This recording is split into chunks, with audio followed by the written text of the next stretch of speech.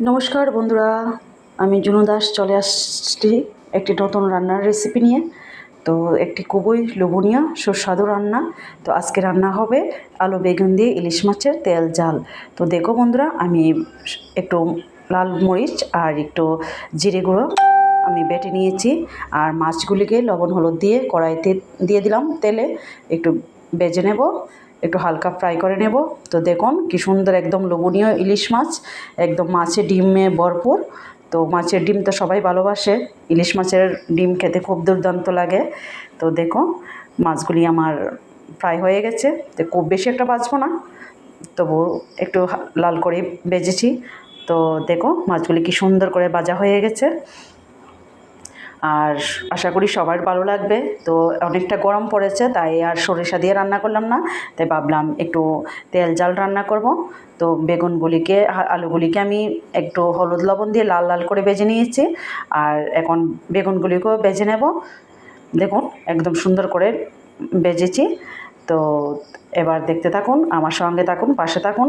আর যারা আমার চ্যানেলটি সাবস্ক্রাইব করেনি তারা অবশ্যই চ্যানেলটি সাবস্ক্রাইব করে দেবেন। তো দেখো বন্ধুরা, আমি কড়াইতে তেল দিয়ে একটু কালো জিরে ফোড়ন দিয়ে দিলাম। তেল জাল রান্না করব যে, তো কালো জিরে ফোড়নটা দিয়ে আমি দিয়ে দেব একটু বেটে রাখা মশলা। এখানে কাঁচা লঙ্কা চেরা দিয়ে দিলাম, আর একটু জিরে বাটা আর একটু লঙ্কা বাটা, আর কিছু দেবো না। আর এখানে দিয়ে দিলাম একটু হলুদ আর লবণ একসঙ্গে মিশিয়ে। তো দিয়ে মশলাটাকে ভালো করে কষিয়ে নেব। তো একদম দেখো কি সুন্দর বন্ধুরা মশলাটা কষে গেছে, একদম তেল বেরিয়ে গেছে। তো রান্না যেহেতু করব তেল ঝাল, তো বুঝতেই তো পারছো বন্ধুরা কতটা সুস্বাদু আর কতটা লোভনীয় হবে। তো দেখতে তো কীরকম হয়েছে, মশলাটা একদম সুন্দর দারুণভাবে কষিয়েছি। তো এবার দিয়ে দিলাম ভেজে রাখা আলু আর বেগুনগুলি, দিয়ে ভালো করে আবার একটু নেড়ে চেড়ে কষিয়ে নেব। তো তোমরা আরও সুন্দর সুন্দর ভিডিও পেতে আমার চ্যানেলটিকে সাবস্ক্রাইব করে আমার পাশে থাকবে বন্ধুরা। তো দেখো ভালো করে ভাজা হয়ে গেছে। আর এইরকম একটা রেসিপি হলে আর কিছু লাগে না, গরম ভাতের সঙ্গে একদম দুর্দান্ত লাগে খেতে। তো এবার দিয়ে দিলাম, জল দিয়ে দিতে হবে। তো দিয়ে দিলাম একটু গরম জল, আমি সবসময় গরম জল করে রাখি বন্ধুরা। আর গরম জল দিয়ে আমি রান্না করি। তো দেখো গরম জল দিয়ে একটু টকবগিয়ে ফুটছে। তো এবার দিয়ে দেবো ভেজে রাখা মাছগুলি।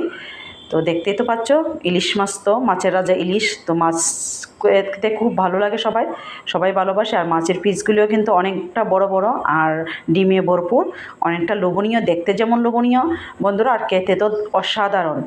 তো বন্ধুরা সবাই আমার চ্যানেলটিকে সাবস্ক্রাইব করে আমার পাশে থাকবেন। অসংখ্য ধন্যবাদ সবাইকে।